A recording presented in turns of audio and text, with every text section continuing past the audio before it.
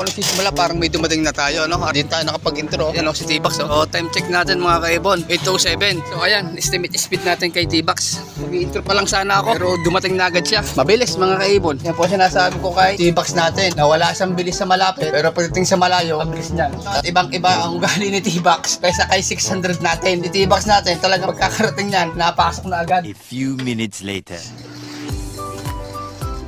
Yan, 8:10. Tibay na ito, Mr. Minyaki. Sabi, Mr. Minyaki, sarado pa ngayong kulungan. Na, bubuksan ko pa. Hindi nakahanda ay. Hindi ako ready. Oh, pasok na. Good job.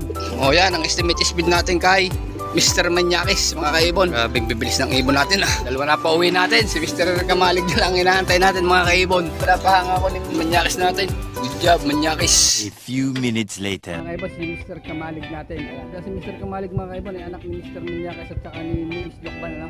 Time check, 8:18. Pasok na Kamalig. Nahihiya ka pa eh. 8:18. 8:19 na. Ay, pumasok. Pasok na, pasok.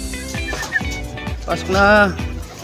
Ayan, ang estimate speed natin kay Mr. Kamalig natin mga kaibon. So ayun mga kaibon, pwede na agad ang ating pauwi ngayong araw ng Merkules. Tatlo lang kasi talagang naikarga natin. Karing ang dalawang ari si 600 at saka ari si 3-way natin ay sa norte ko na ilalaro mga kaibon. All goods, 3-3 tayo ngayong araw ng Merkules. 1 hour later. So ayan mga kaibon, at napahinga na natin sila ng isang oras. So ngayon patukayin naman natin si Mr. Minyakis at saka si Miss Tukban. So oras yung magulang ni Mr. Kamalig natin mga kaibon. So binibigay ko nga palang patuka sa kanila ay Enerton, ay pang salubong ko sa aking mga galing training mga kaibon. Ay, mga kaibon patukayin ko na muna sila tapos saka natin sila parorundahin. So oras isang are palalabas ko lagi isang balbunare. So hindi siya natutunawan kahapon pa ng umaga ang tuka nito, hanggang ngayon hindi pa natutunawan tapos tutukan na naman. Aba, swerte mo naman. Buwan muna sa labas. Painom mga pala natin mga kaibon ay kalamansi juice, agus bawang at saka probiotic mga kaibon na ating binigay ngayon sa ating mga alagang kalapating areno.